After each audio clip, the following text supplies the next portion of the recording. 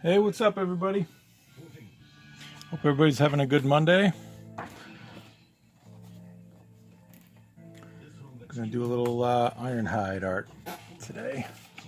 I've got several things going on, none of which I can / want to stream. So when in doubt, just go back to old school G1 classics, somebody I'm very familiar with, which would be our old friend Ironhide. You can probably make out some of the pencils on the paper there. Let's see, who am I looking at here? Demeraz, hello. Clock Fox, hello. Destron Decepticon, hello. Dimooch, what's up?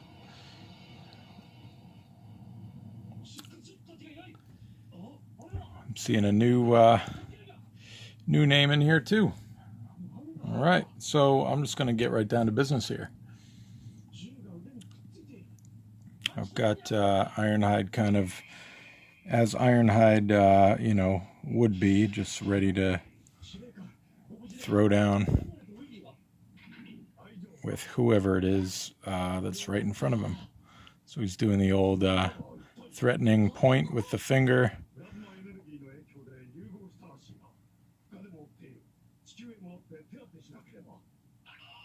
And he's got the other fist balled up, ready to punch somebody in the face. Is it Alpha Trion? Is it Megatron? Who knows? Who knows?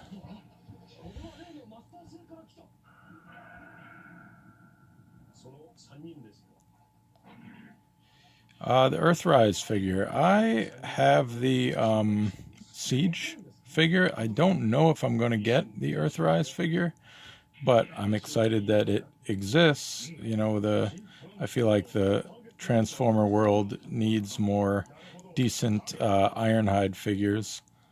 Him and Ratchet were probably the most, how would you say it, short-changed maybe, figures in Generation 1. So, I'm always up for another decent Ironhide figure.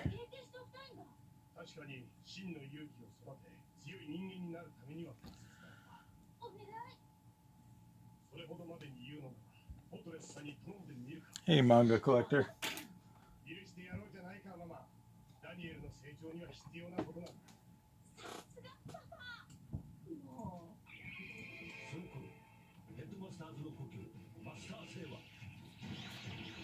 Alright, I'm going to jump right in with the inks here. I just wanted to kind of tighten up a few things lightly on pencils. So we'll jump right into inking, if I can find the right pen. There we go.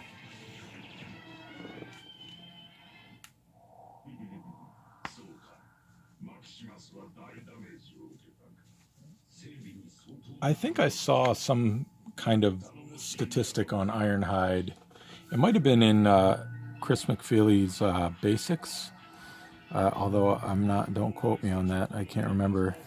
Somewhere I saw a stat heard a stat that Ironhide was featured in Season 1 more than any other Autobot not named Optimus Prime, which, if I'm remembering that correctly, is a pretty impressive stat, given how often, like, Bumblebee and, Prowl, Jazz, I guess Prowl wasn't featured as much as others, but if I'm remembering that correctly, and it's true, Ironhide would have been the most featured character in the cartoon, but at the time all he had was that, how can I put it nicely, the interesting figure of him. Yes, Josh, that is the correct spelling. Ironhide.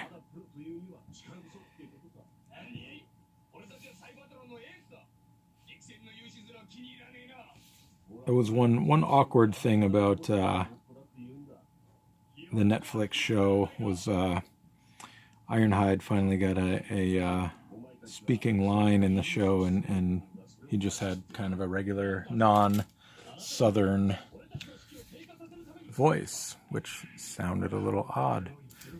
It wasn't even like mimicking the movie, as far as I could tell. But in my mind, and I think in a lot of people's minds, he'll always kind of sound like that original Peter Cullen interpretation of him. So when I draw Generation 1 Ironhide, I kind of age him up a little bit. Because in the IDW books, he's typically a little bit shown as being a little bit older. I think generally speaking, he's always thought of as like a veteran of the war, but in at least parts of IDW, he's literally old, as well as just kind of a veteran of the war. So Ironhide is appropriately scowling here. But anyway, yeah, I age him up a little bit by adding kind of these, I'm going to call them bags under his eyes. They're not really bags, but, you know, just kind of like crease lines there. And he's got, if anybody's been paying attention to my stuff, I always usually give my Transformers some pretty strong cheekbones. But with Ironhide, I kind of go the extra mile a little bit, give him a little detail under the chin, and then it's kind of a little, not the full line going up to the nose, but a little kind of hint of that happening there.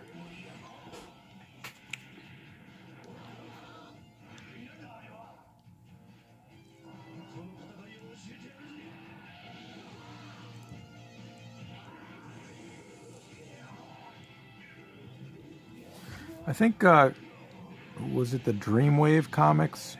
Early in Dreamwave, there was some kind of brief interaction, like literally one panel of like Cup and Ironhide kind of greeting each other as like sort of old war buddies. I think they acknowledged they were somehow similarly associated in IDW as well.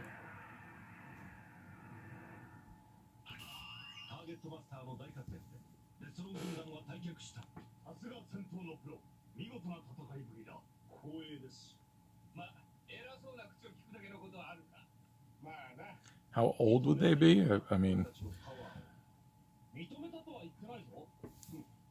I'm assuming you mean like, you know, not literally like how old the war is and everything, but like what type of appearance I would be giving them. Which Bumblebee would obviously be pretty youthful. I guess if I had to apply an age, I would put Bumblebee like, you know, somewhere in his 20s maybe. Optimus would be kind of, I don't know, maybe in his 40s. It's kind of odd to think about them in these terms, but kind of fun too. Ironhide would be probably much older than that, 50s maybe. Like still capable of kicking your butt, but old enough to have a lot of respect, if that makes any sense. Hey, Kryn. Zombie Prowl.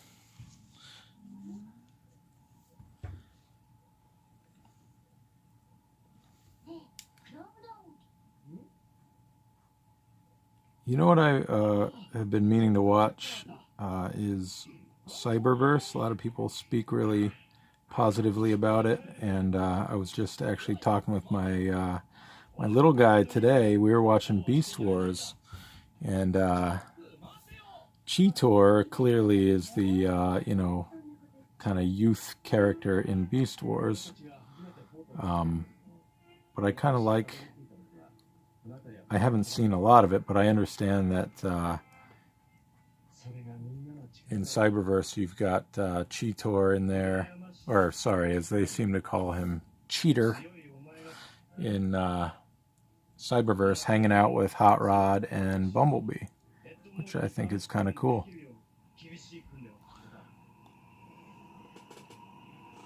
Yes. Hey, JP.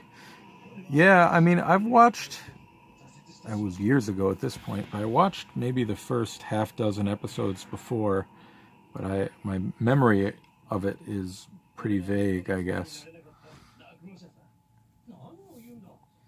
I guess I definitely didn't remember that they called him Cheater as opposed to Cheetor, which I kind of always thought was how you pronounced it.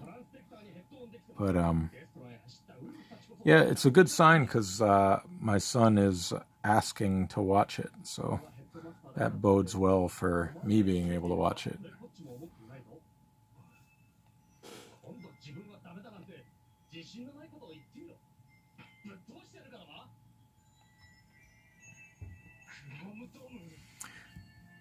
It is kind of stark, the difference in like kind of the way the characters talk and interact when, you know, coming fresh off of Siege. It's just very different. I'm not going to say anything negative about Siege, but I'll just say it's different. So Ironhide, I usually make him a little rough around the edges here. The lines aren't quite as smooth as some of the other bots, because I picture him as somebody who wouldn't spend a lot of time getting himself fixed up in the repair bays or whatever.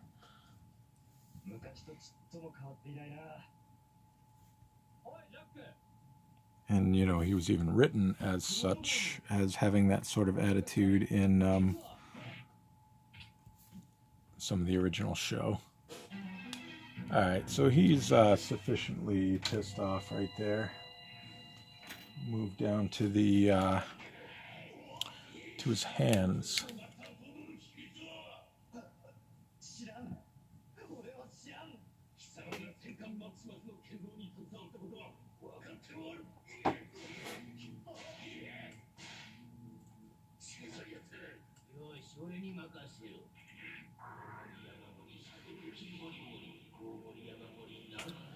Alright. And I'm switching up to the brush pen. I just want to get kind of the darker outline here before I go in with the thinner pen. Part of the reasoning is because this hand is really kind of coming out at the viewer here. So, you know, I want that to sort of be highlighted.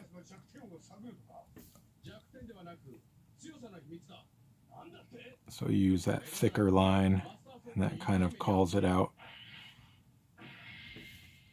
as being on a different plane as the rest of him. At least that's the idea. Whether it works or not, you be the judge.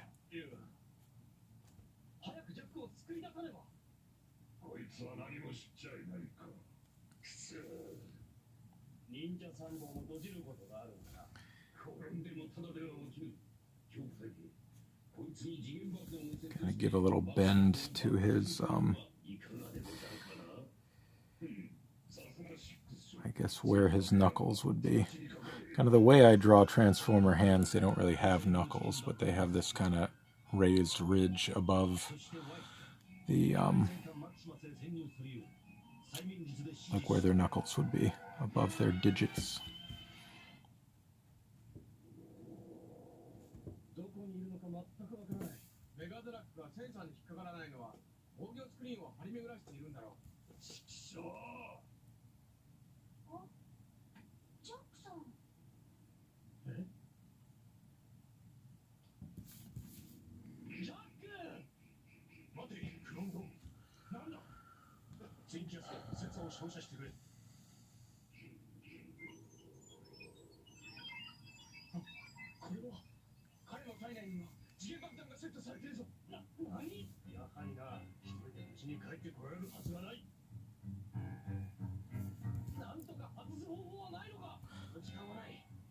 Yeah, no spoilers on Impactor here, just for For my taste, I wish they had done a little more with him, but that's all I'll say about that.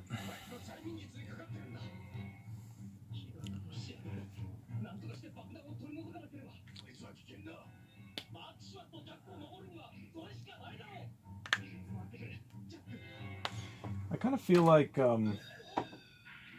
wasn't there some sort of connection between him and the Wreckers mentioned in some continuity?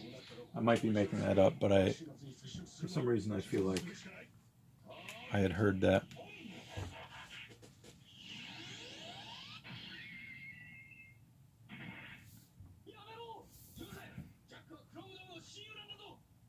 All right, so I got the main outline of the hand in there, so I'm just going in and filling in the kind of the details of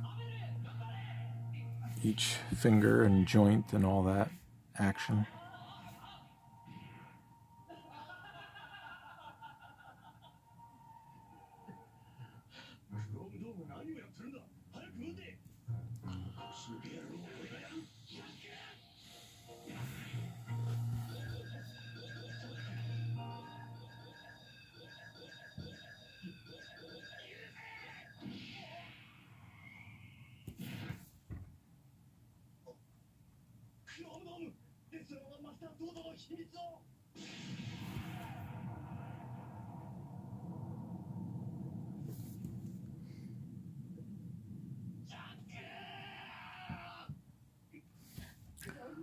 Oh, tragedy just happened on TV there. Poor Jack. We barely knew you.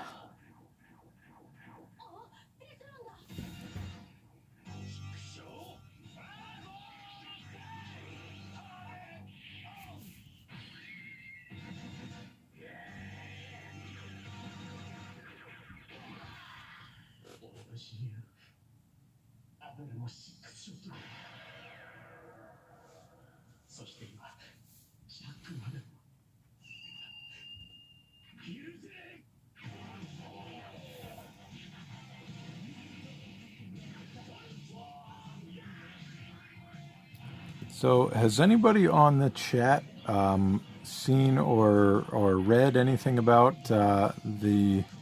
what Chris McFeely talked about on his TF Nation video about the Mysterians? I guess that's. I'm trying to remember if that's how he pronounced it. I think Mysterians.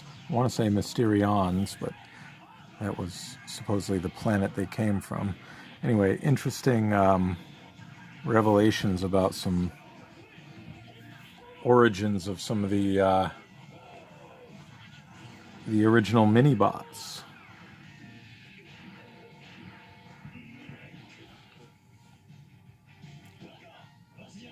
Chris Muffy. I can't say Muffy was really remotely appealing to me in any way, but it was interesting. The story behind it was interesting, and it's definitely, to me, very interesting about the mini-bots, Gears and Brawn and Windcharger, which if I had watched it before I sketched out Ironhide, I might have chosen one of those guys to actually be one of the characters, or be the character I drew tonight. Maybe next time.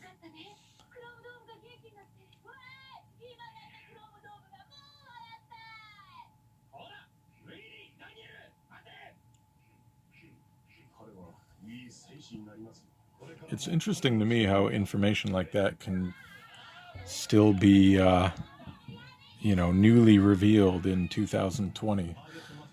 Like, I figured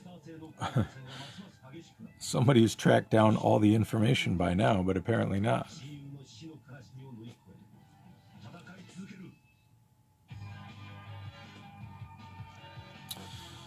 Transformers vs. Terminator. I haven't read that yet myself. I have the second issue, but I don't have the first, so I haven't actually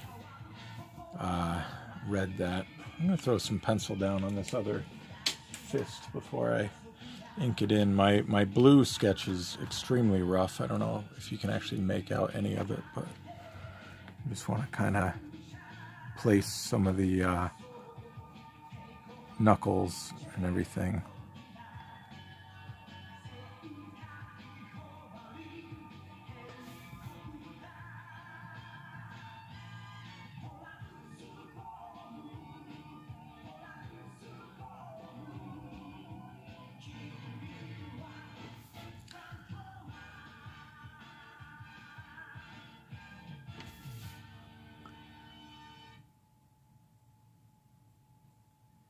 I don't know if anybody has seen on my Twitter, and I know a lot of you folks have seen some of the Japanese episodes, G1 episodes, but I've made it to the last disc of Victory. So I've got, I think, 7 episodes left. So I'm looking forward to seeing how that finishes up. I've very much enjoyed that. I still think if I had to rank them, I would put Master Force actually above that. But we'll see how Victory finishes up, and maybe I'll change my mind.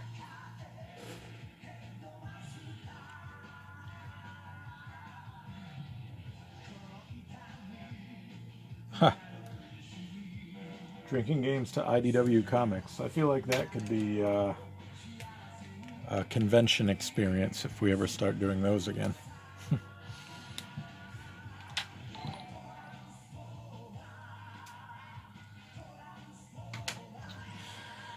All right, number 1, where did you go? There you are. Brush pen.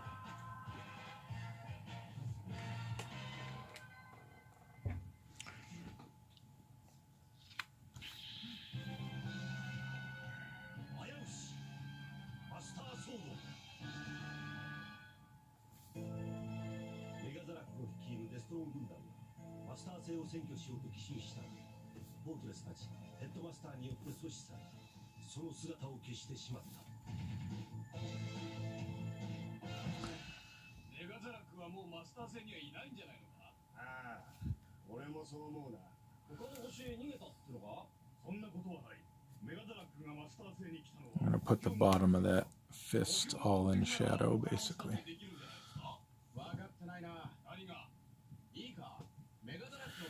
Zone, it probably will, actually. I still need to track that down. I think I'll have to watch that if it's on YouTube. I think years ago it was on YouTube. Who knows if it still is.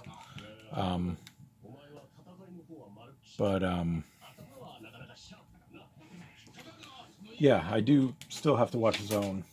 I have not watched that.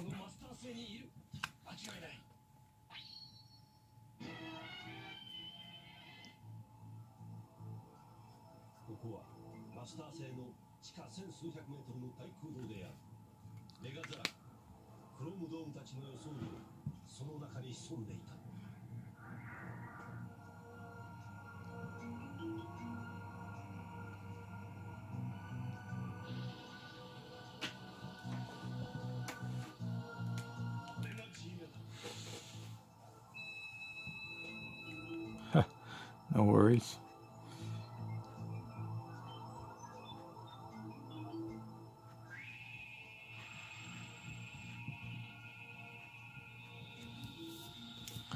You know, I thought was interesting, again, for those of you who have seen it, I apologize if this means nothing to some of you, but so in Victory,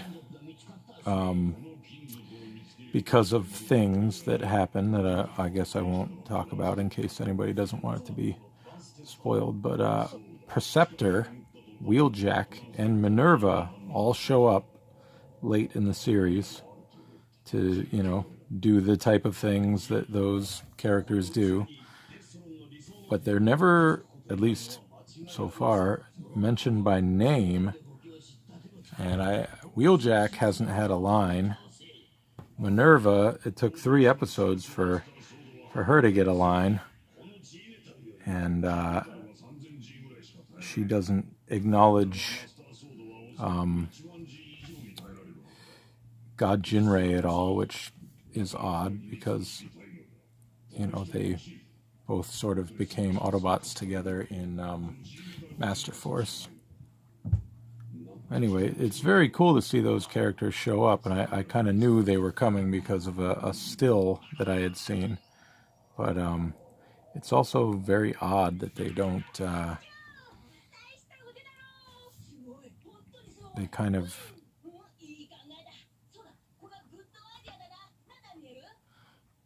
don't really acknowledge their names or give them really much other than, you know, whatever they're doing to advance the storyline.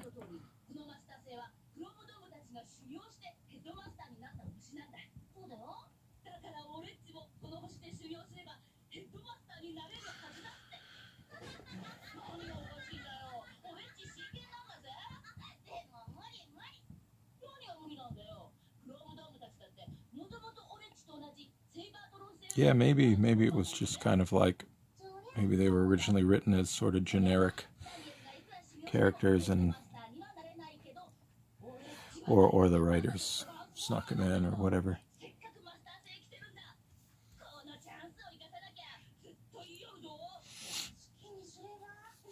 Yeah, that would make sense. Zombie Prowl trying to just nail home that they're actually related.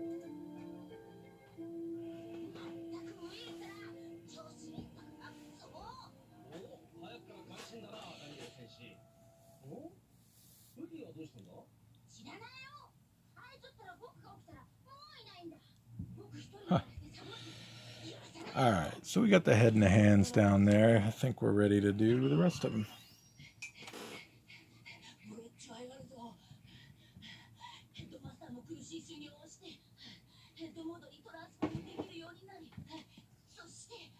All right, I think I will bust out the old tools for some of these longer lines here.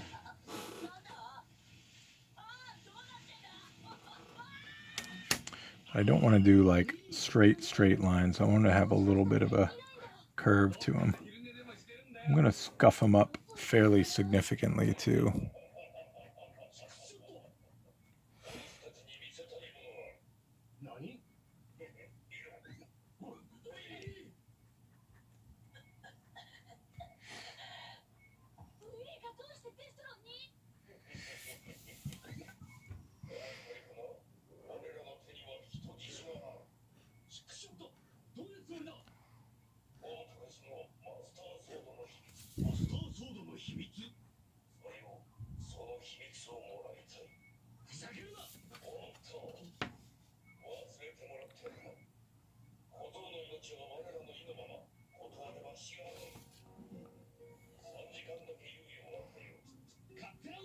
I'm going to throw in a shadow down here.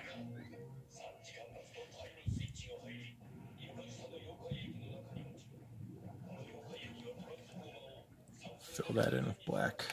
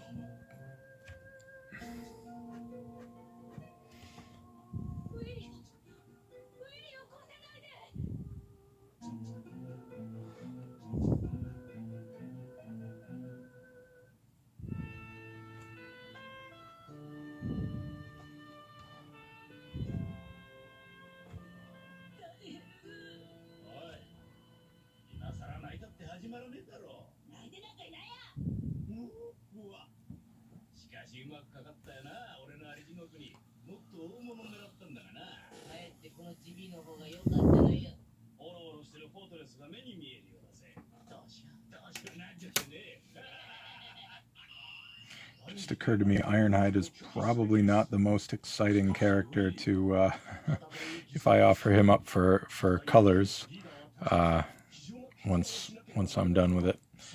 It's pretty much just red, red, red, gray, red, red and gray.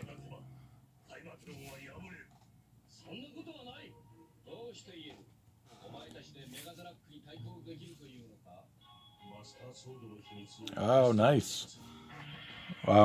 If you don't mind me asking, which one are you flatting?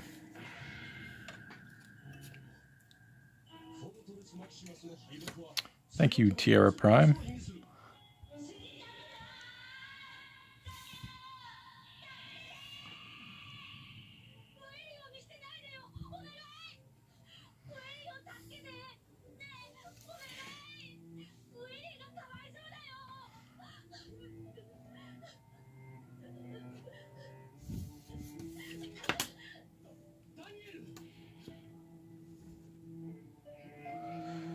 Let's see.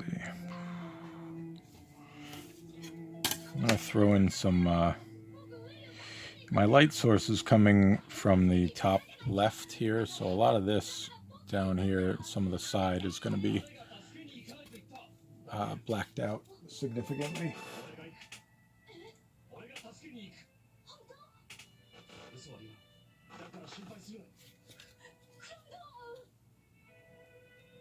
Oh, nice.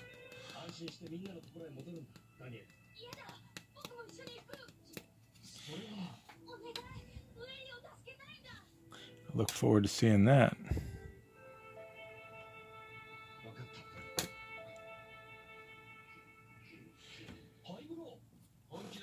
All right, I'll get the straight edge for the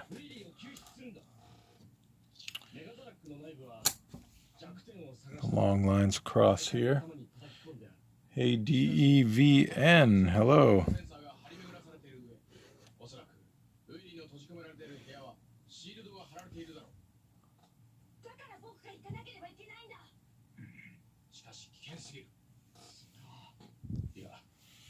Ironhide, the Generation 1 character model is so plain.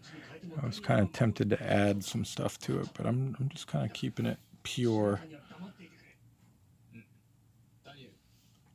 Ironhide in his purest form.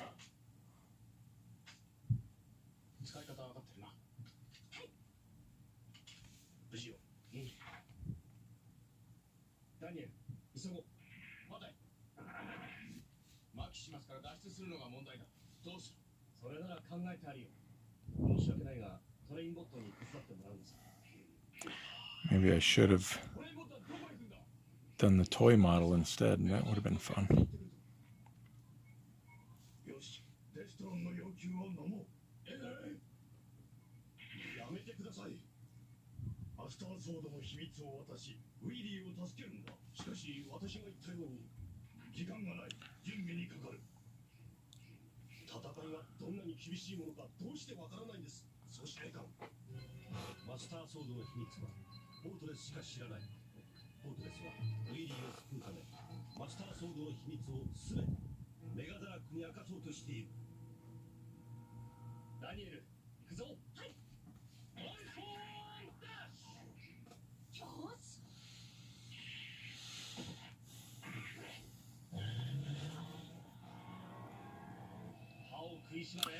This is a good question, Dark Wizard. I wouldn't change up the model too much because, you know, I'm such a G1 kid that, you know, the models are the same. So in my head, that's how they should look.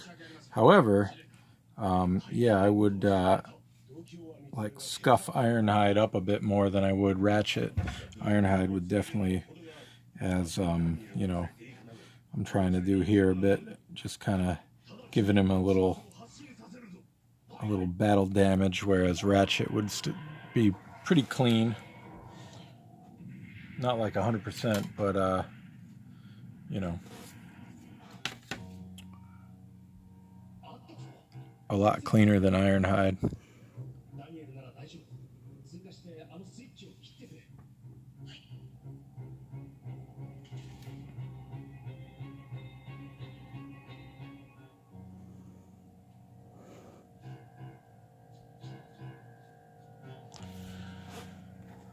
He might be a little bit thicker too, just a little bit.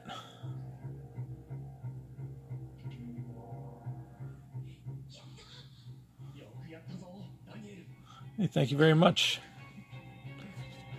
DEVN.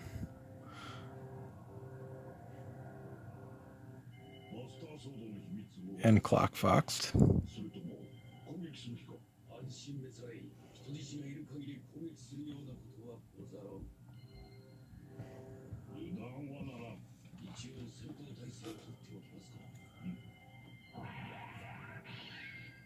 Ha! Parking skills, yeah.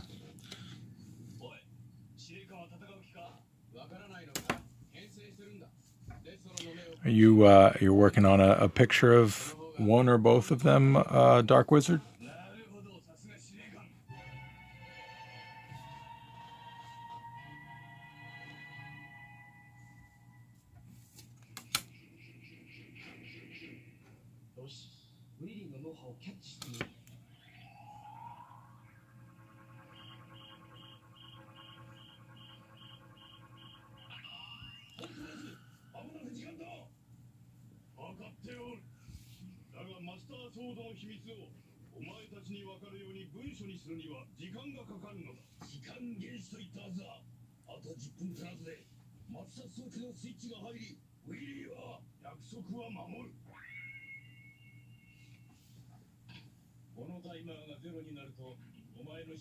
Oh, nice.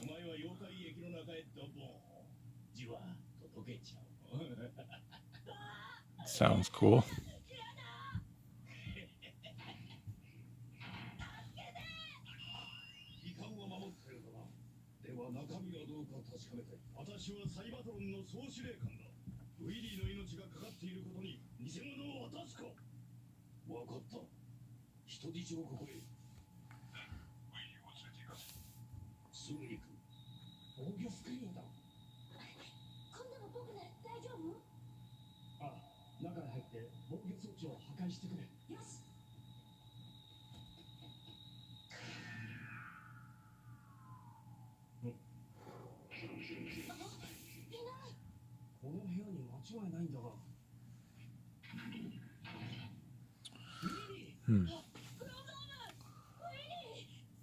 Box lads. Yeah. That kind of boxiness is it's just so familiar to me. It feels like the right way to draw them, even though Transformer art and designs have evolved so much, like past, maybe I shouldn't say past it, but they've evolved a bit from the original look, but that it just feels right to me, the old kind of boxy style Transformers. That's what I grew up on.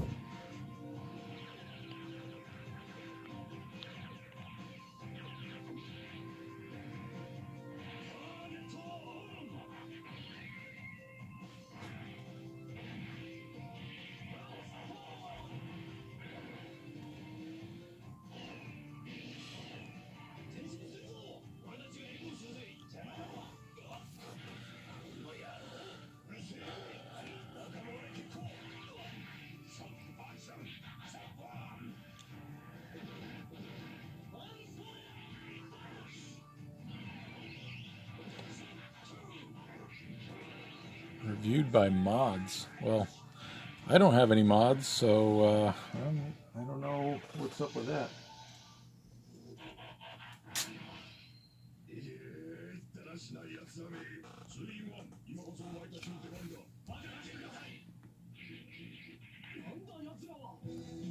One thing that can be a challenge is when you've got an Autobot or a Decepticon symbol at kind of an extreme angle.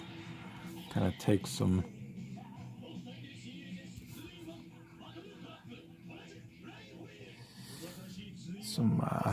skill to get it to look right. At such an extreme angle.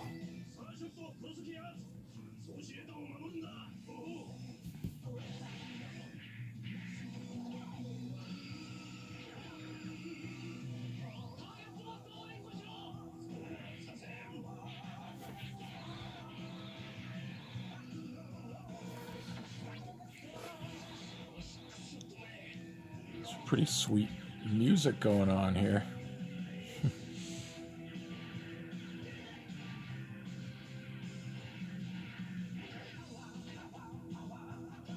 Yeah, Zombie Prowl, that's a good point. You definitely, if I was drawing Ratchet's face, I would be getting rid of a lot of these kind of extra lines in here. His face would be a bit more smooth. Kind of like, actually, I've got one right over here. It's just kind of doing a little warm-up doodle the other day. But, yeah, my Ratchet would just be a lot smoother in the face. Obviously, you've got the chevron up top that kind of separates it from Ironhide. Trade the chevron for a mohawk, but yeah, just a bit smoother, less angry. Although Ratchet has been grumpy in most continuities, I guess. Excuse me.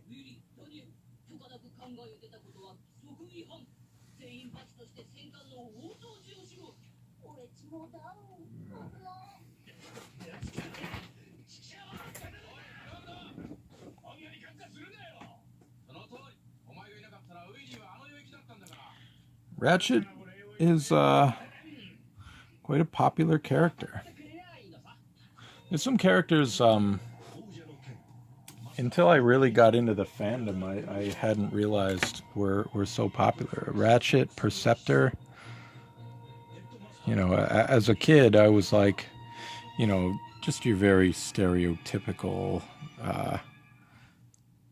fan. I liked, the cool cars and whatnot. The microscope wasn't really, the character I was thinking was super cool. But yeah, I've kind of been pleasantly surprised at the fact that a lot of those other characters are more popular than I would have thought.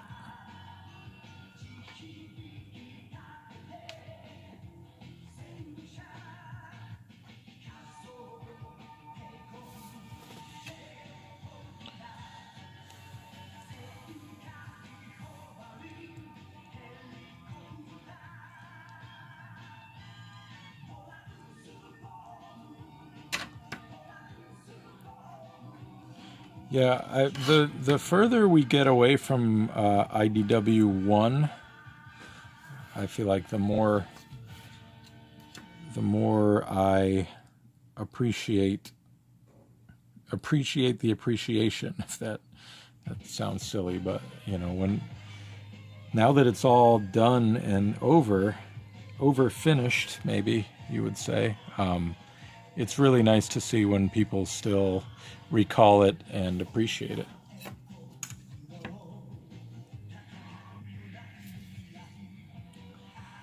I think IDW 1 was pretty revolutionary in quite a few ways, and I'm really proud and humbled and honored to have been a part of it. IDW 2 is making its own mark and doing some cool stuff, but it's just neat that people still recognize IDW 1 as being something special, and remembering it fondly.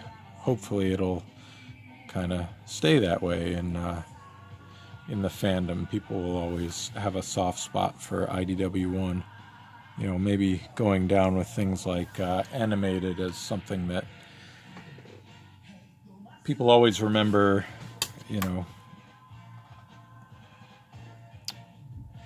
well, I guess what I just said, remember fondly.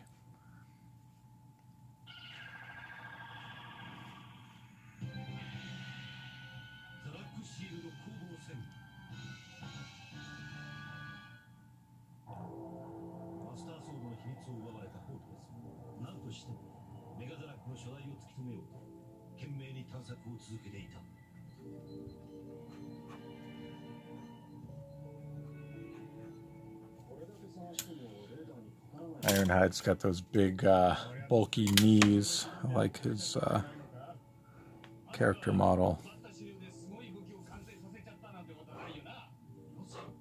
Call them knees. I don't know what you'd really call them, but they're about where the knee would typically be.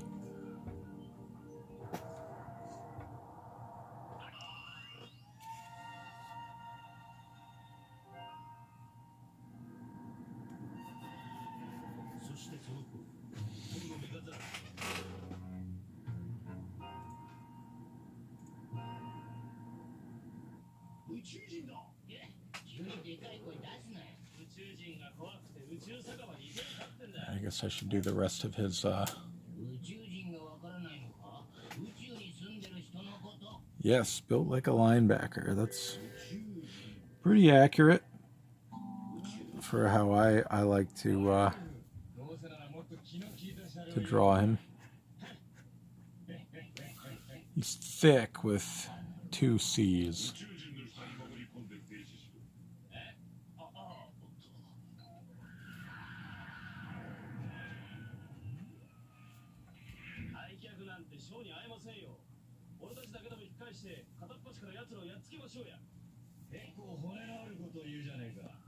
He thick.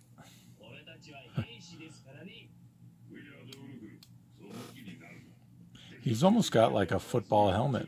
Just put a little face mask across there. I think, you know, maybe Hasbro in the NFL could have a little marketing thing there.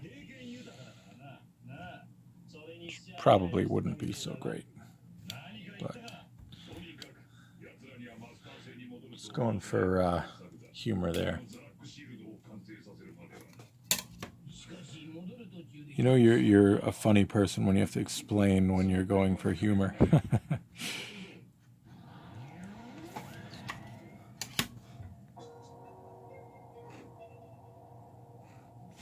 That's a reason stand-up comedian was not in my career wish list.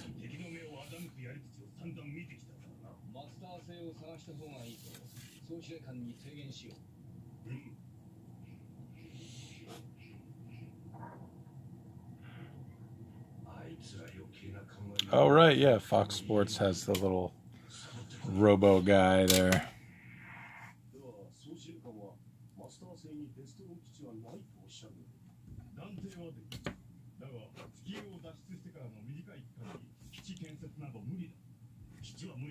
Oops.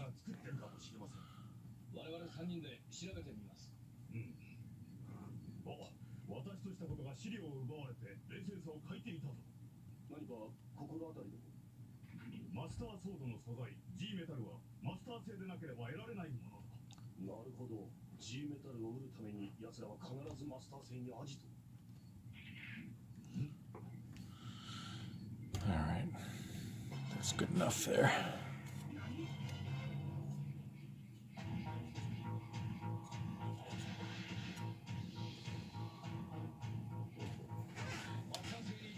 Cletus. I forgot his name was Cletus. Wow, that's something.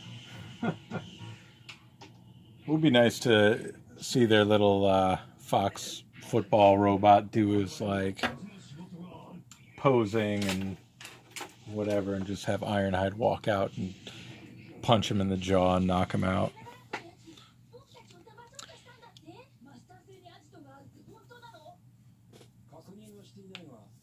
Or punt him, yeah. And you'd have to get Cullen to have him say something after he did it, too.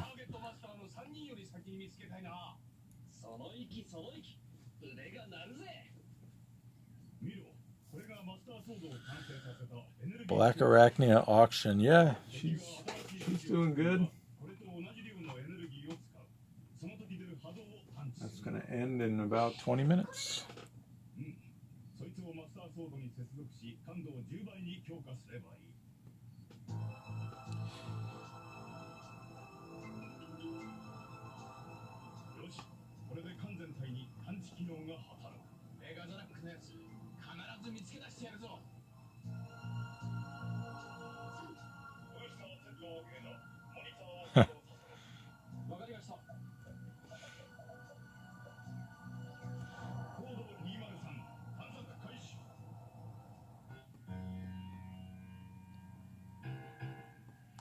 So you want to get kind of some smoke billowing up behind him.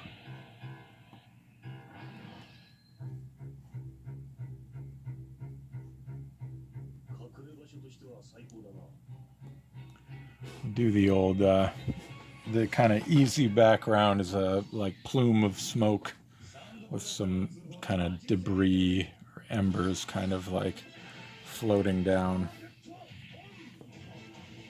It's minimal effort, but you know, you get that kind of instant recognition as like a battlefield scene.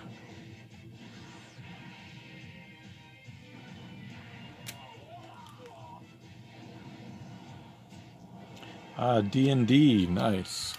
I've only attempted to play D&D once when I was very young. I have very little memory of it, but I did play a lot of a Marvel Comics role-playing game when I was younger.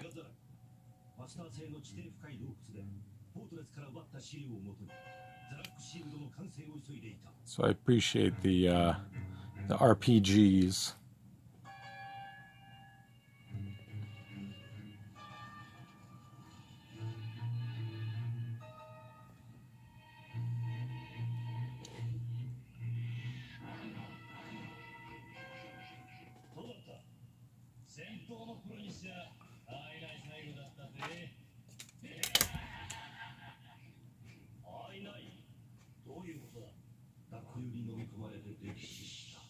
I could see doing some of that if that was ever something that my kids got into. I could see myself kind of getting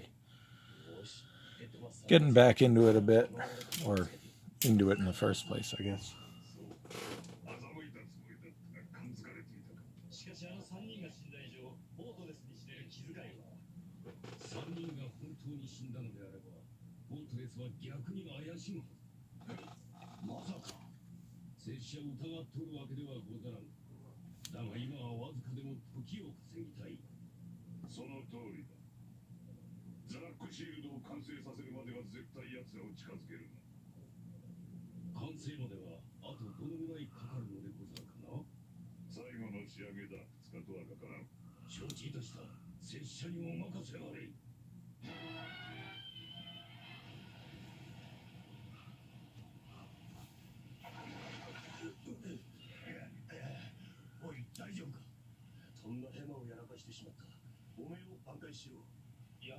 Really? A Transformer-based RPG. That's pretty cool. Must be a lot of people's OCs coming out of that.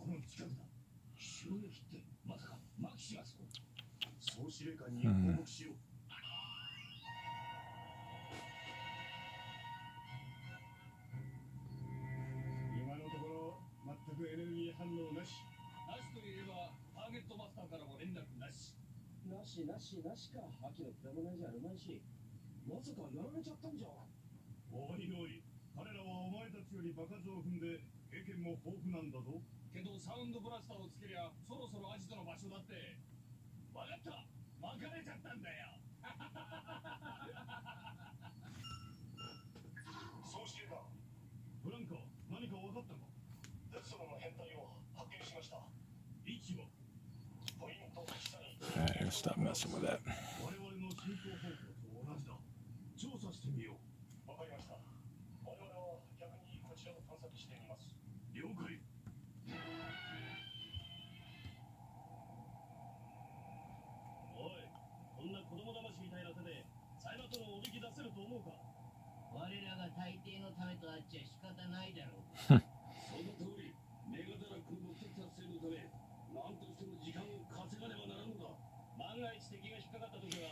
If I had time to figure that out and manage it, maybe I would. I wouldn't know the first thing about going about it.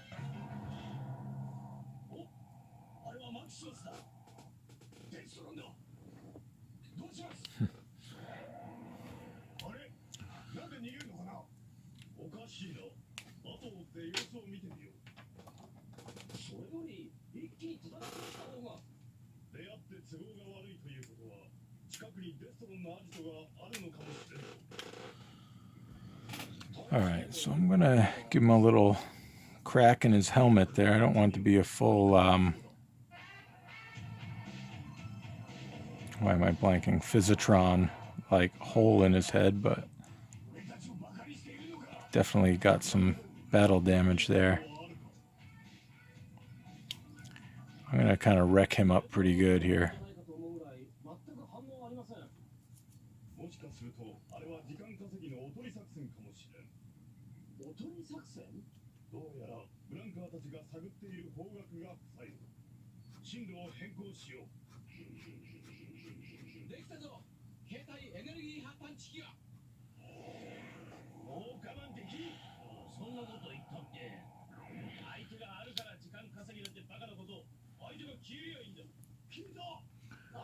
Got a little crack in the windshield here.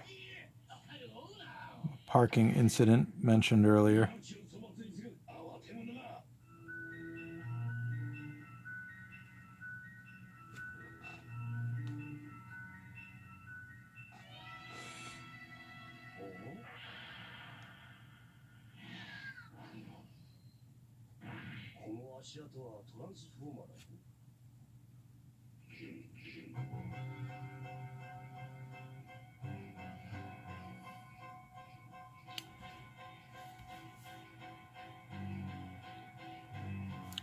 Yeah, that's right. You'll take a hit, but you'll get hit harder.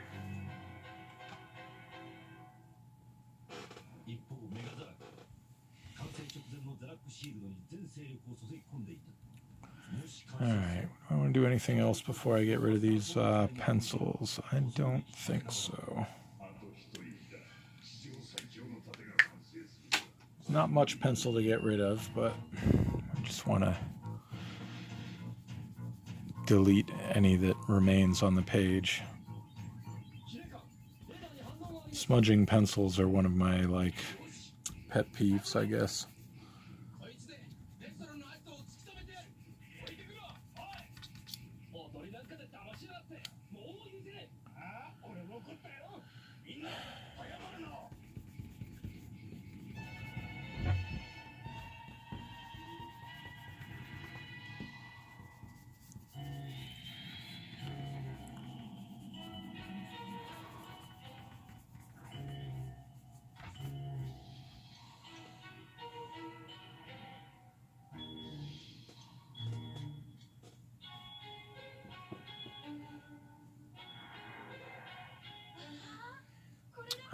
I see what you're saying there, D. Miraz. Yeah, it's the same kind of point there, end of the road. Transformers and pinup girl poses. I like that. There was a few years ago at a TFCon, somebody got Whirl. Various artists they commissioned Whirl in kind of like a pinup girl pose, which was kind of fun and funny.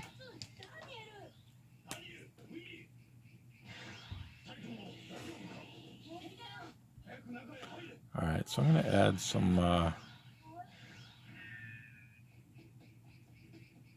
shaded areas here.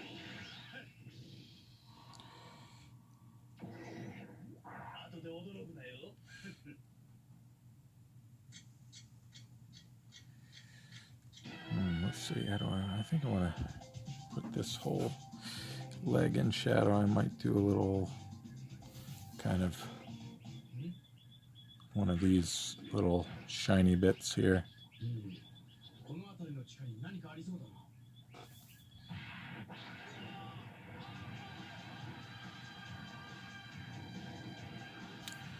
the rest of that be in shadow. That's all in shadow. Put this here in shadow.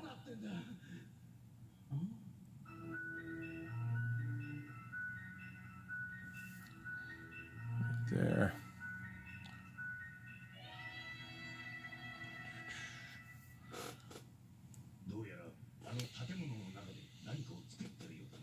Well, I've had some funny ones, some interesting ones for sure.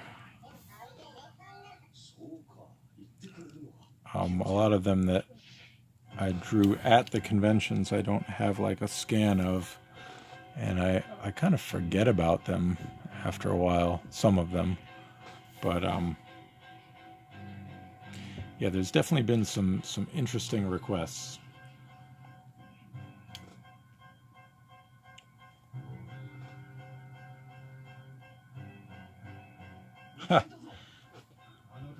I don't know, Josh, that might be kind of a, I don't know, super chill Transformer.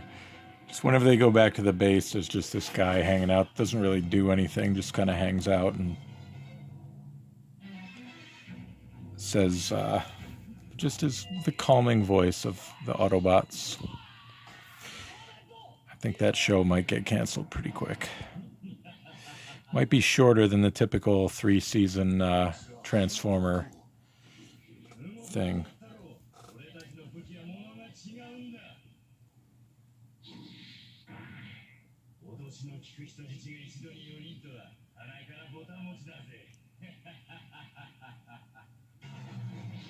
Huh. A goat and a monocle and top hat. That's fun.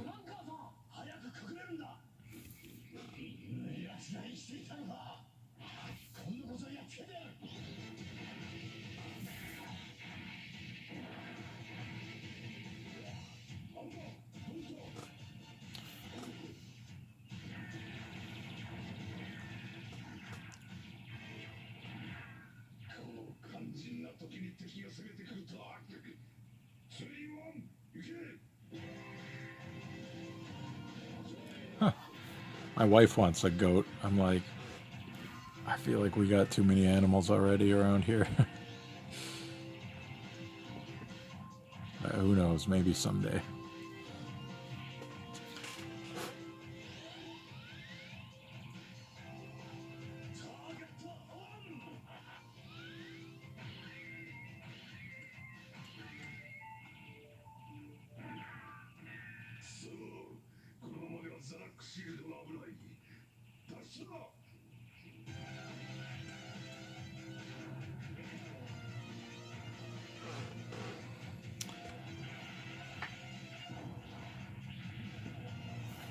I think this whole bit actually will put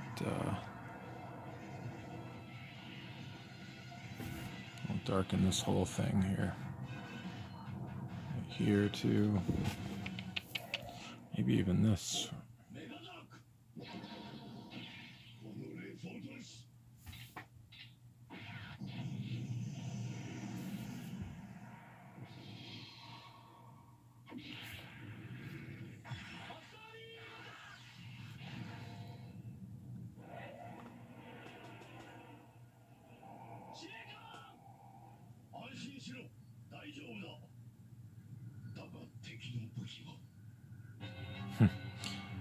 Most plants won't bite you.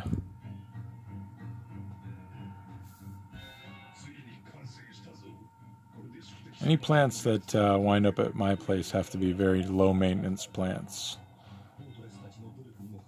We don't have a good track record with plants here, sadly.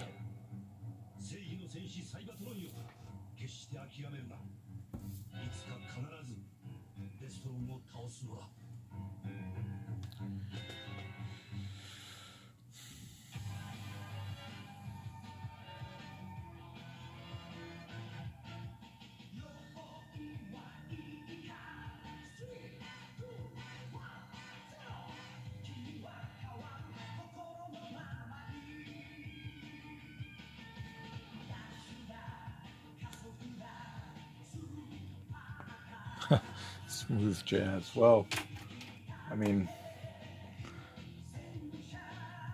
Jazz is my favorite character. I don't think of him as smooth jazz, but I'm just saying, you know, it would make sense from that perspective.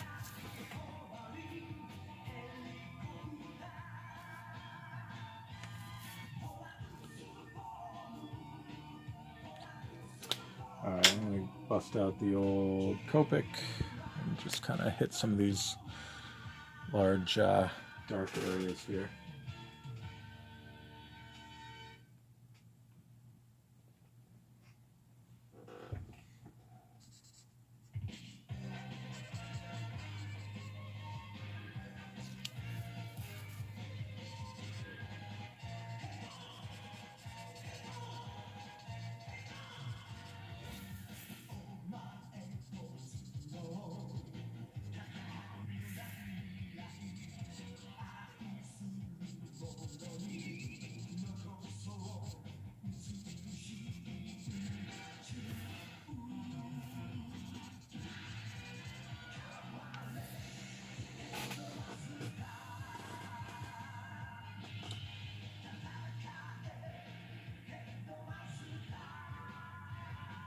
bluegrass.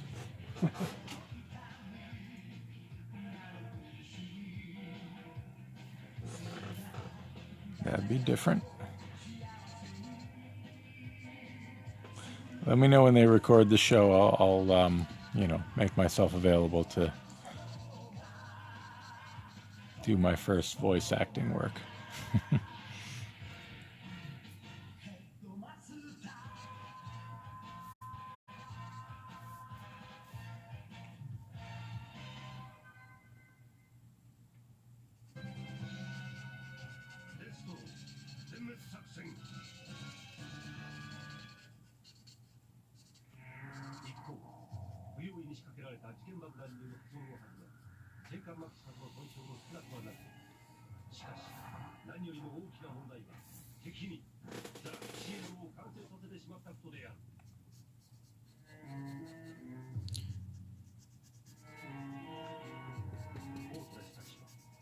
Now that would be interesting. Sam Jackson as a Transformer.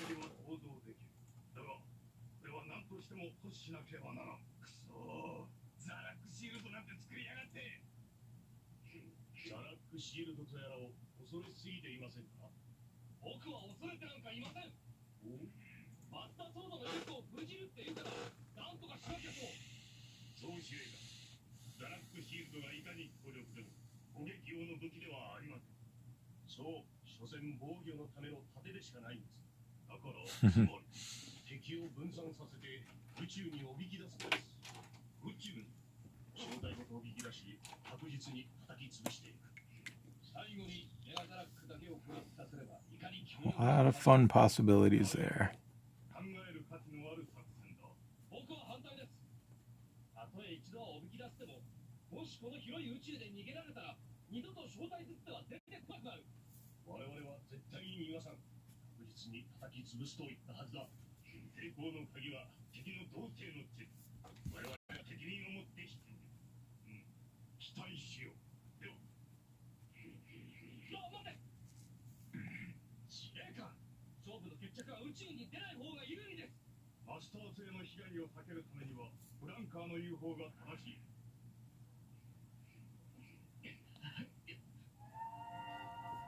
I forgot Chrome Dome and Point Blank have beef in this Headmasters cartoon.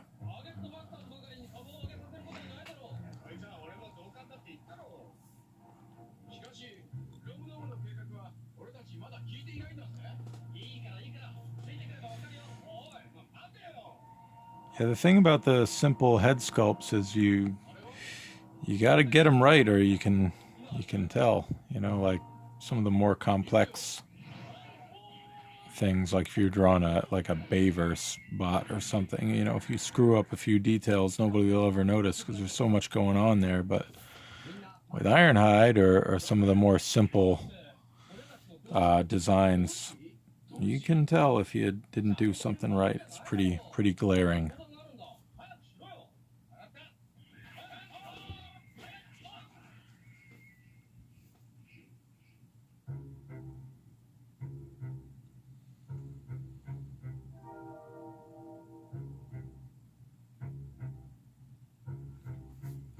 We got a big question from Josh here. Let me scroll back and read it. Here we go. Question for everyone. You get to create a 5-member Transformer team. You can use any combination of factions, eras, and iterations of characters.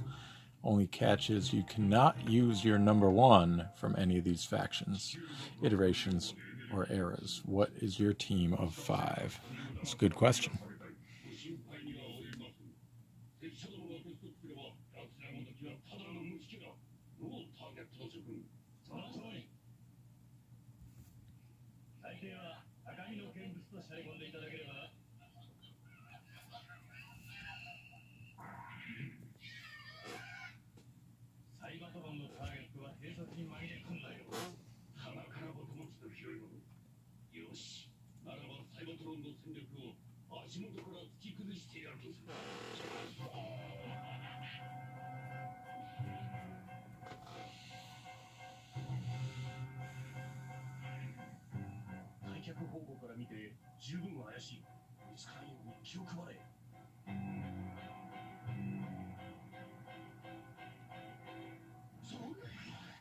I like that, two RCs on the same team.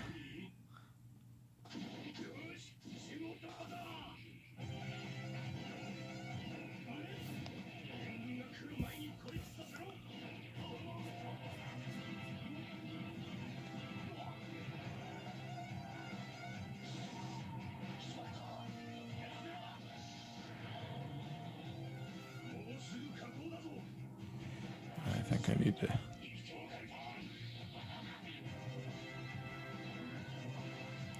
darken this whole thing here. I have to come back in with the white gel pen after and hit some of those lines, neaten that up a bit.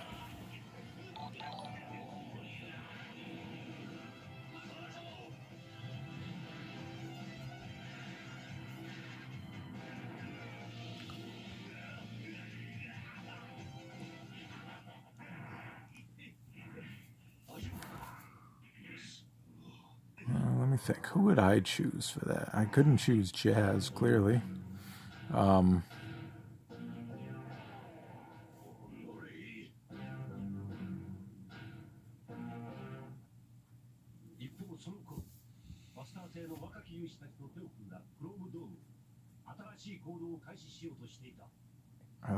have to try to not be such a G1er. Do, you know, for more recent iterations, I'd throw Chromia in mine. Probably Chromia and Ironhide both. Not necessarily with their Generation 1 dynamic, but kind of like them together. I've got the two Siege robots displayed together. Probably Blaster.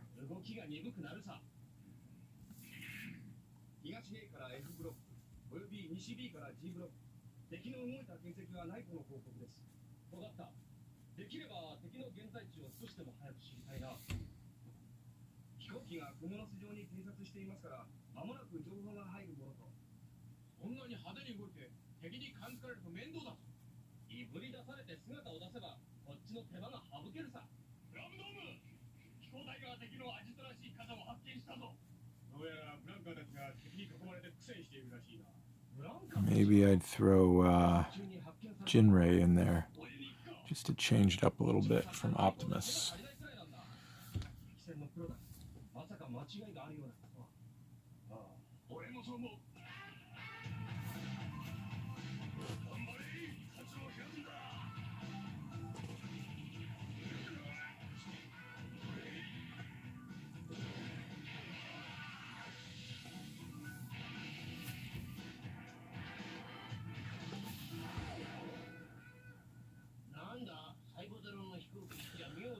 What's that, 4?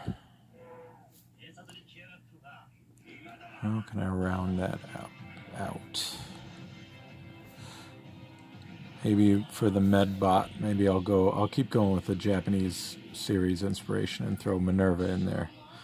So we have Ironhide, Chromia, Minerva, Jinray, who we would acknowledge the connection with Optimus Prime because it's kind of whack to me that they didn't ever do that in the cartoon. I know I've said that before and I should just forget about it, but anyway, there you go. There's my 5, which I reserve the right to change at any moment.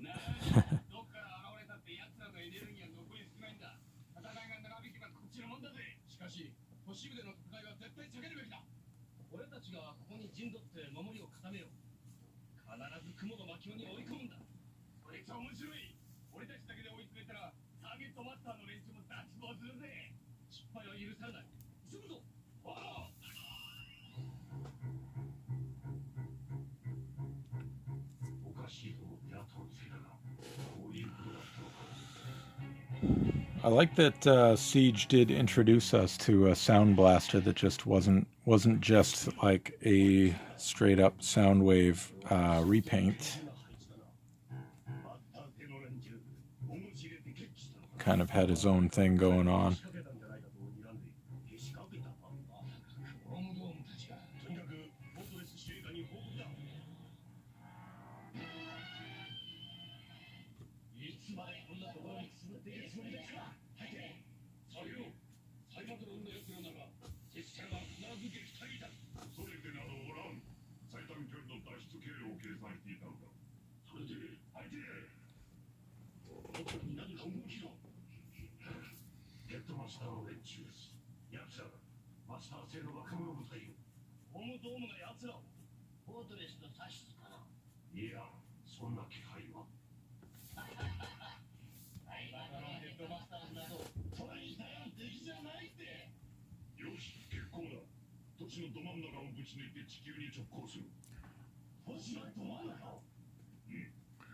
Let's see, how are we doing on time here? We're over an hour, probably an hour and 20 minutes we've been going about. That's not too bad.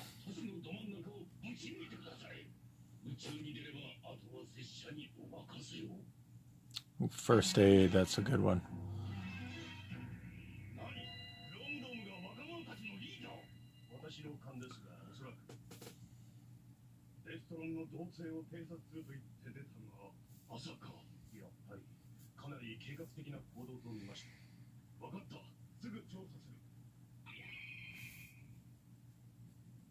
I was always a fan of first aid from the beginning. I'm just gonna straight up put this all in shadow here. Not even gonna bother with the white lines.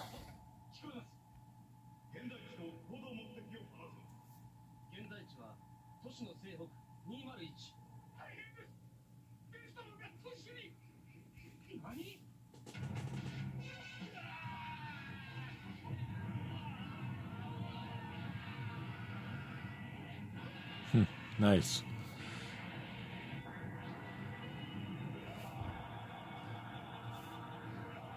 Could be like one of those hospital drama TV shows.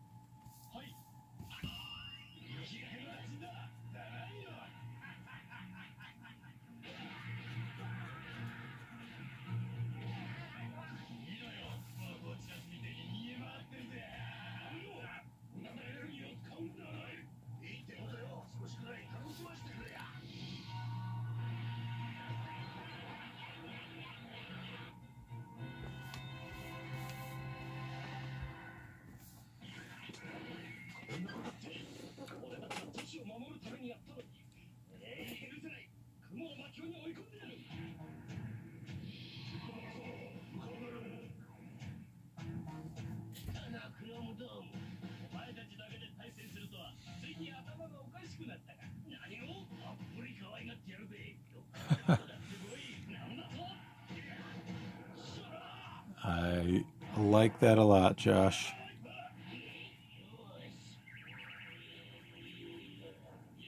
James Roberts wishes he thought of that.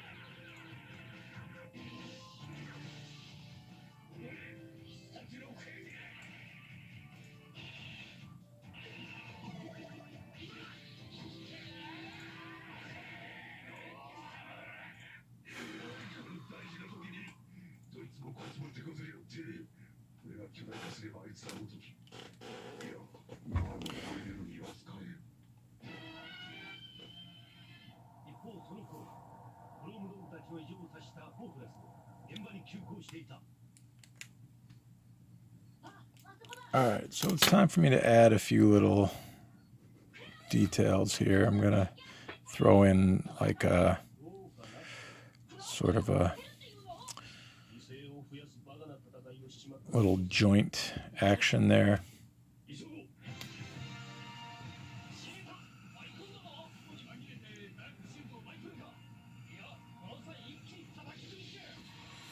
And I'll darken the some of the lines around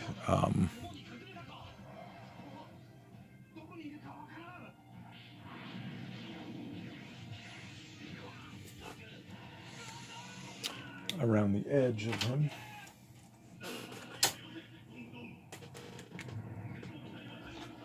Gonna make him pop a little bit.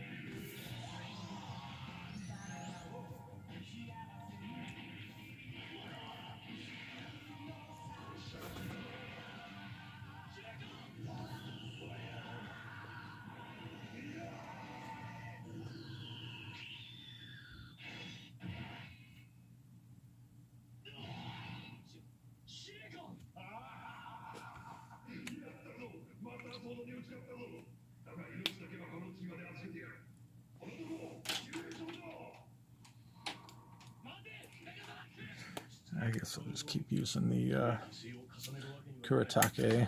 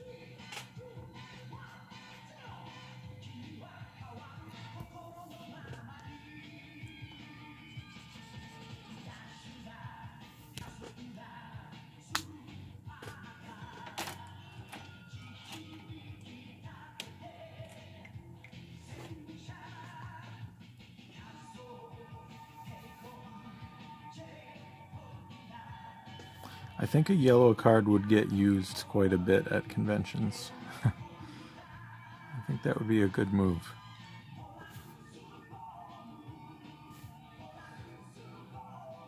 Hopefully always in jest.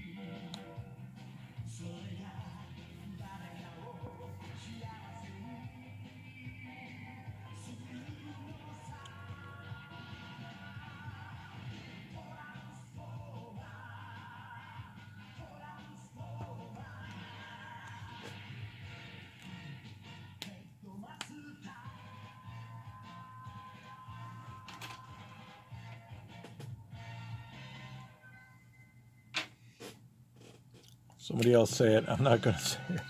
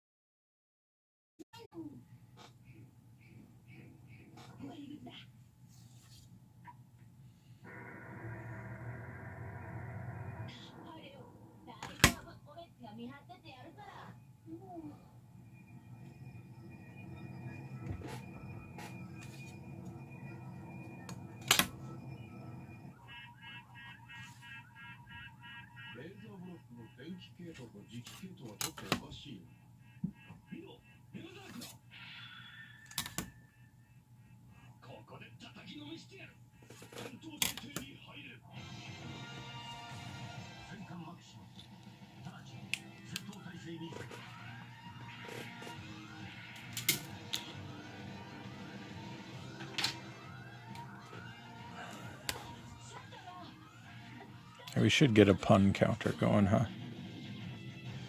All right, I'm going to add a shadow here that his head is casting.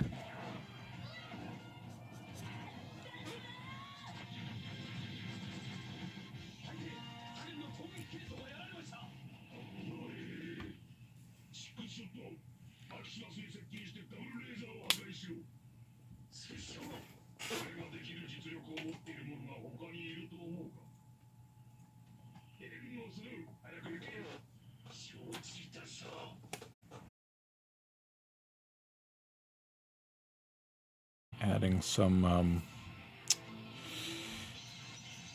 thinner lines, hatching, things like that, and tightening this thing up.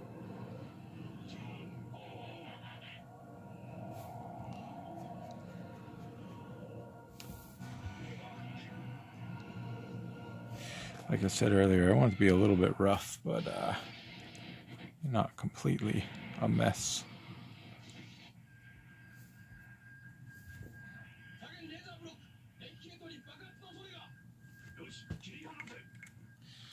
I think so. His mohawk is casting this little shadow here. Got a little shadow at the bottom of the ears.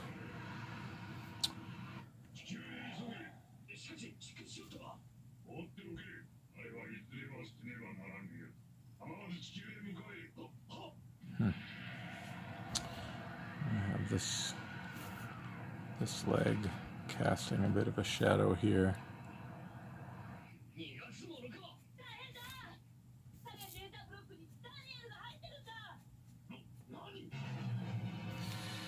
Fill that in.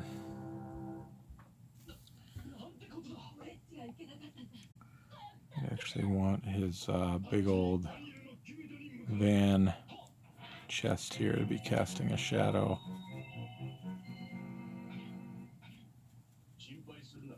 On this piece here.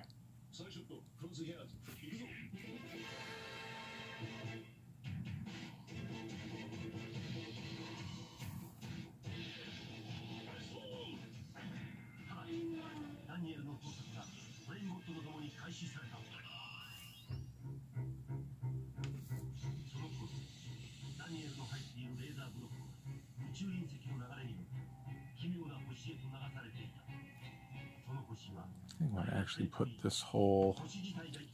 Do I want to? Do I want to? Yes, I think I do. This whole leg that's going backwards, I'm going to kind of leave this little blast of light here. Don't ask me where that's coming from. Maybe it's coming from the fire down there. I'll just put this whole thing in shadow.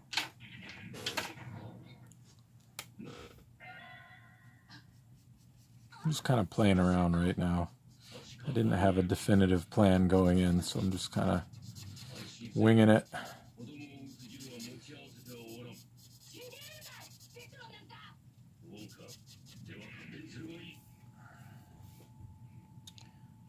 Do this whole, just the whole thing.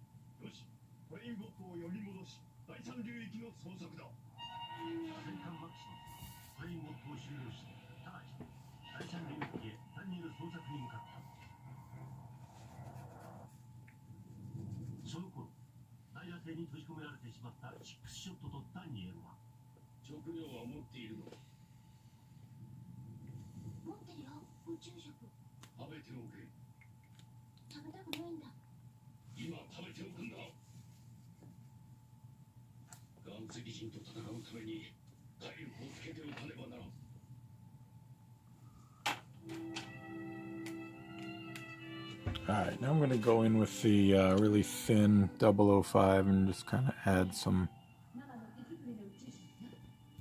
lines here and there to just kind of give some gradient to some of these shadows here.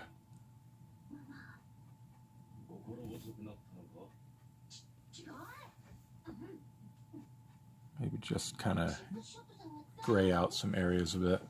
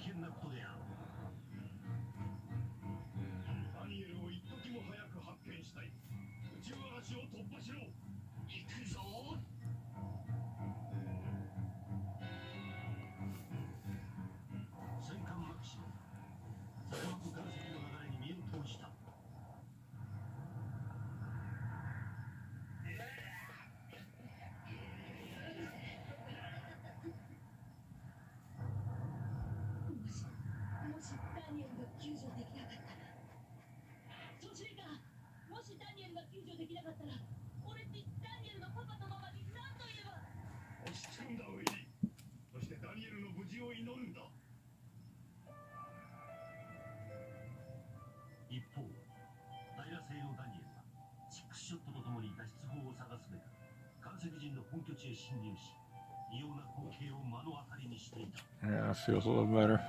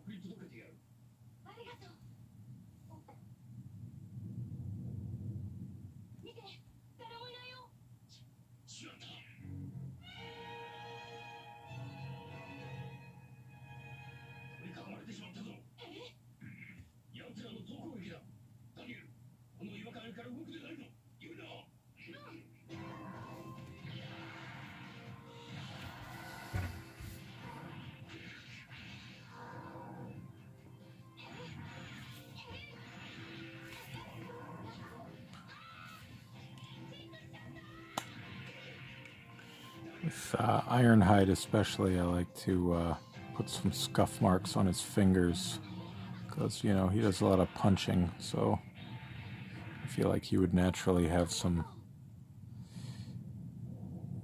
scratched up metal on his hands.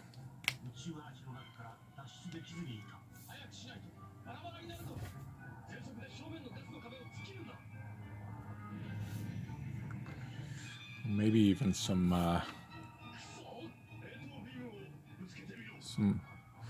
oil or something.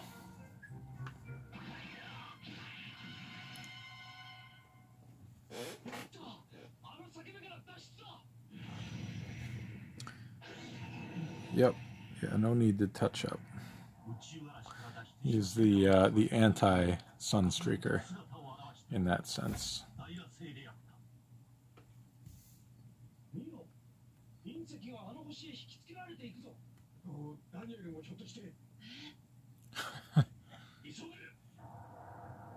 Knockout would not approve.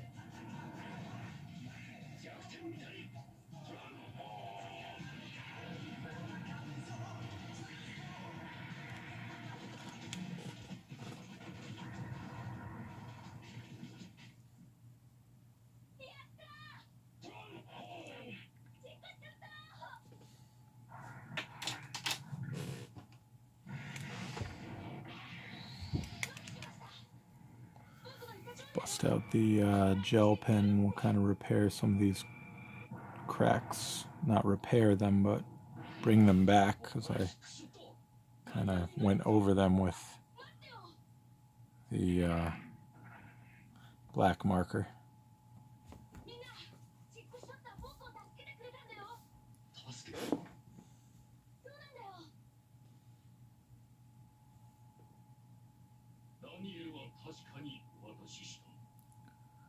Actually, going back to Josh's question, I used to actually really want, like, if I could start a book, I would love to do all kind of the original Earth-loving Autobots, have like an Earth-based story where, you know, the Decepticons may or may not even be a thing. Sort of like how, oops, I screwed that up. Trying to talk and draw. Anyway, sort of like how the Robots in Disguise cartoon worked out to be. Like, they wouldn't necessarily fight Decepticons. They just, or no, I guess I'm thinking of Rescue Bots, right? Where they didn't really fight Decepticons. They just kind of solved little local problems.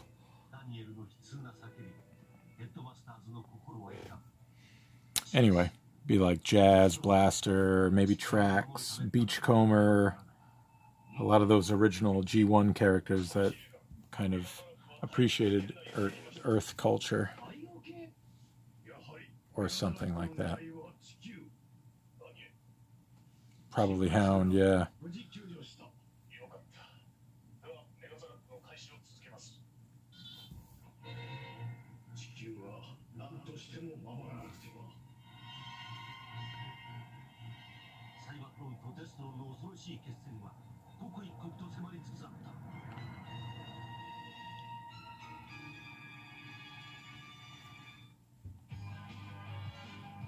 Yeah, Thundercracker with Buster.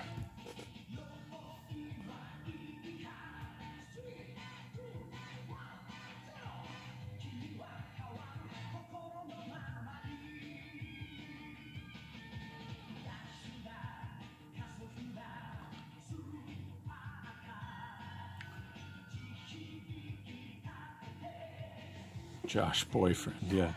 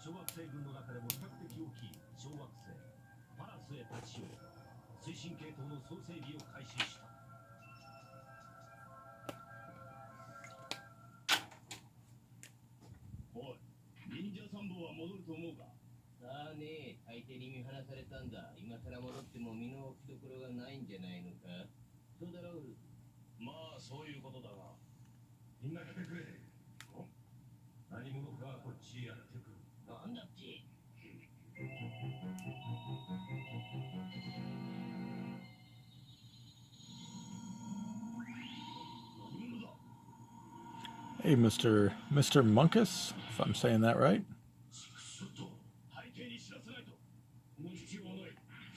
Being raided. Welcome aboard. Just working on a little Generation 1 Ironhide art.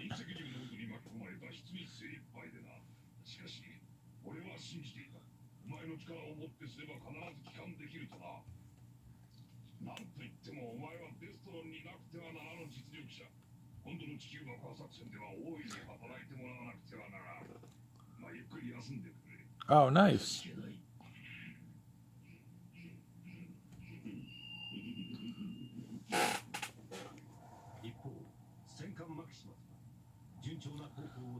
I think I want to do actually make it like there's some debris kind of falling from Ironhide's hand right here. Like he just smashed somebody in the face, and it's kind of, it's got little bits kind of falling from his hand.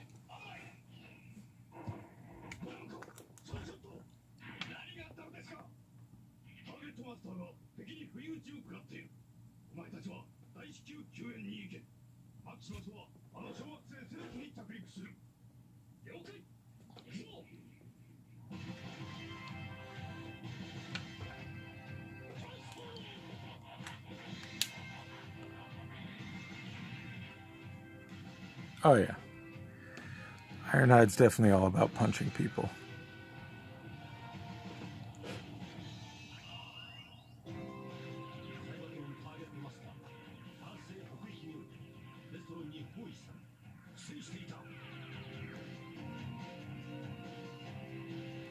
What kind of pens are they?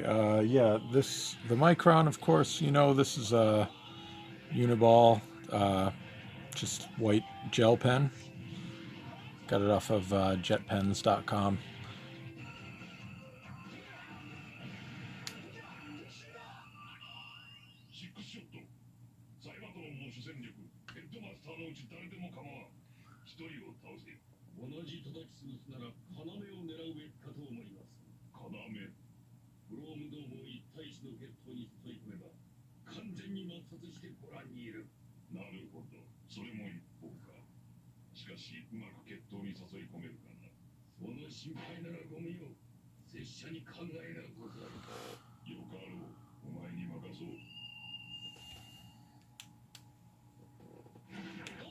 Oh yeah, so yeah, I just use the fat end of a Copic for the large black areas. For some of this feathering down here, I use a zebra pen.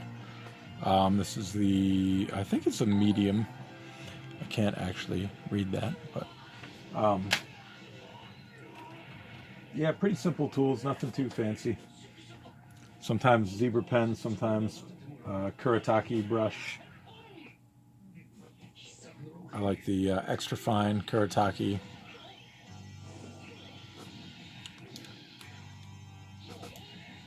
And yeah, a lot of microns.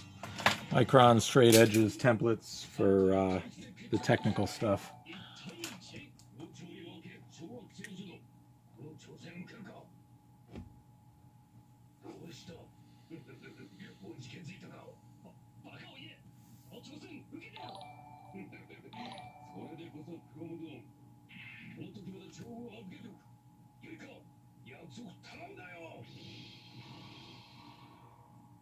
I don't want to over-render this smoke, but I think I'm already too far gone. Just kind of add some darker spots here and there.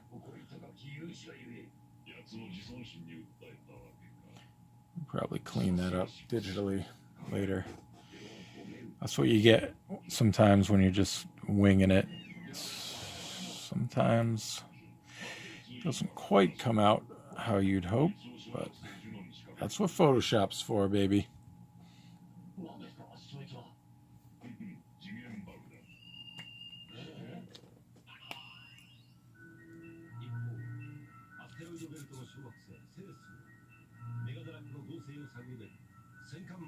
Hello. I'm not going to try to pronounce that, but hello. Thanks for checking in.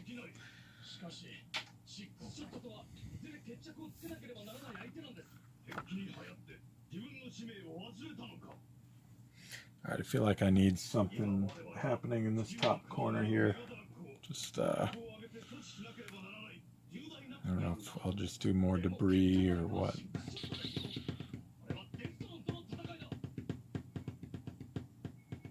Huh. Yeah, sometimes.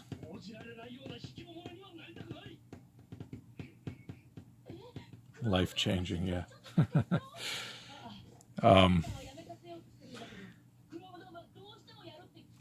Yeah.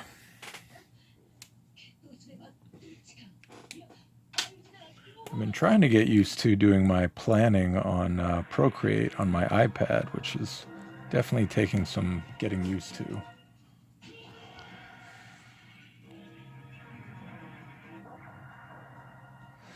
I usually do my roughs, thumbnails, roughs, even pencils in Photoshop. And, you know, for like pages, covers, things like that. This one I actually roughed out in Photoshop, printed it out this morning. Yeah, I've done Dinobots. I actually have, on Wednesday, there's a cover coming out, Transformers 84 number 2. It has all 5 original Dinobots on it.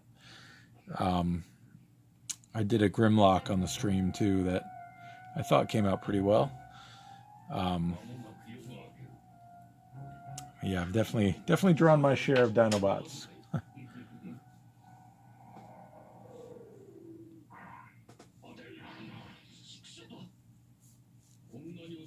It's actually hard to find characters that I haven't drawn at this point.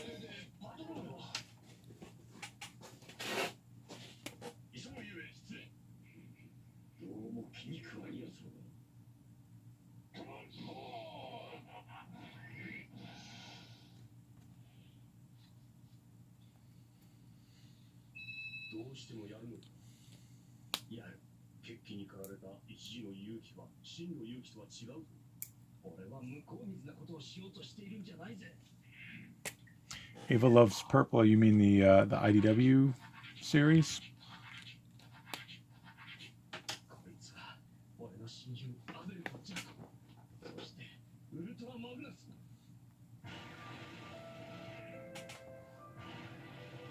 Oh, very nice. Yeah, if I was, I wish that I had kept a lot of my old Marvel that I had when I was younger. That's what I grew up on.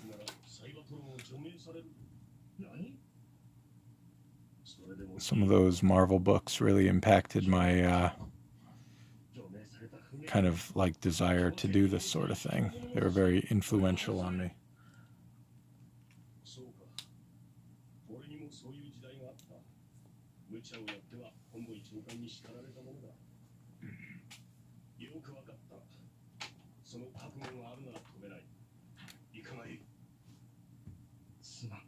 Yeah, I have no idea what actually happened to all of my old comics.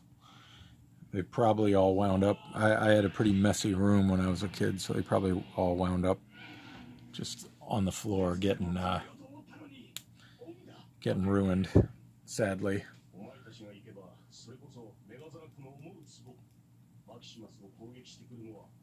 So I think we're around the 2-hour mark here, so I think I'm going to call it. Throw a little signature on here somewhere.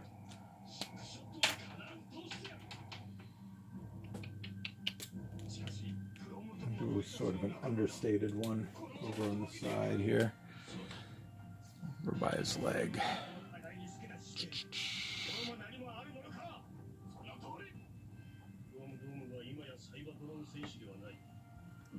Thank you. I appreciate that. Hey, for some of you guys that just checked in, I'll let me grab some of my other pieces that I've still got that I haven't shipped out yet.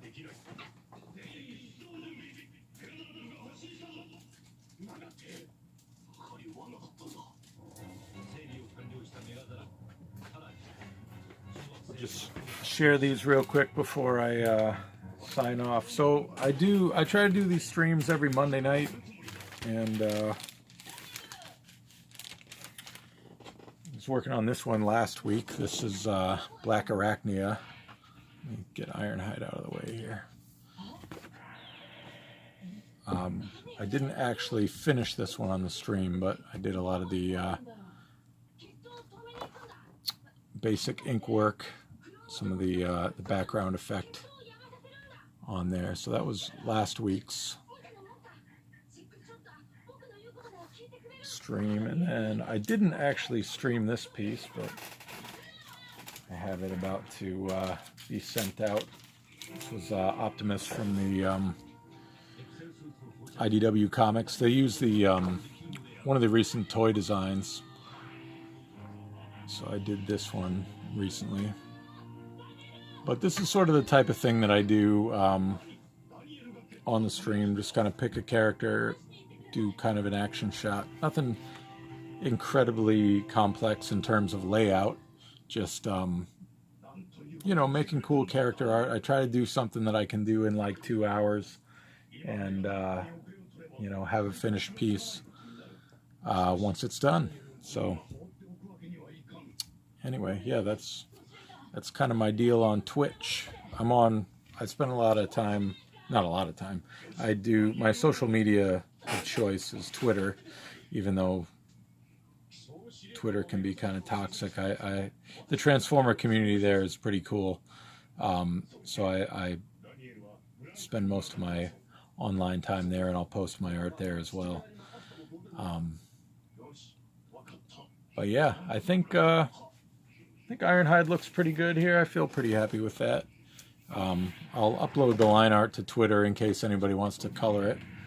And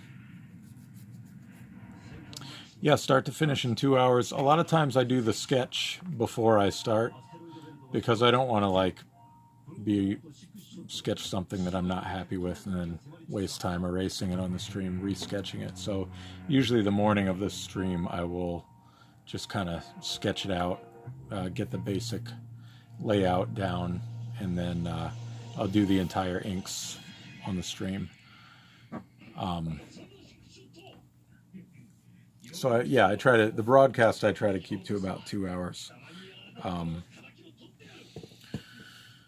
But anyway, yeah, so that's kind of my deal. I appreciate you guys checking in. Mr. Munkus, if I'm saying that right, I'll have to check out your Dinobot piece. But yeah, hopefully I'll see some of you guys again next Monday. If you feel like hanging out, we just kind of talk Transformers, whatever's relevant. We keep it light, keep it fun, and yeah, Brian. Okay, I'll try to remember that. Thanks. So yeah, I hope everybody has a good week, and we'll be back on Monday. Like I said before, I'm going to try to work in a shorter stream sometime during the week, but I haven't kind of worked that out yet. But you might see me pop up live when you least expect it sometime. So yeah, be good, stay safe, have a good week, and we'll see you guys next week. Take care, everybody. Bye-bye.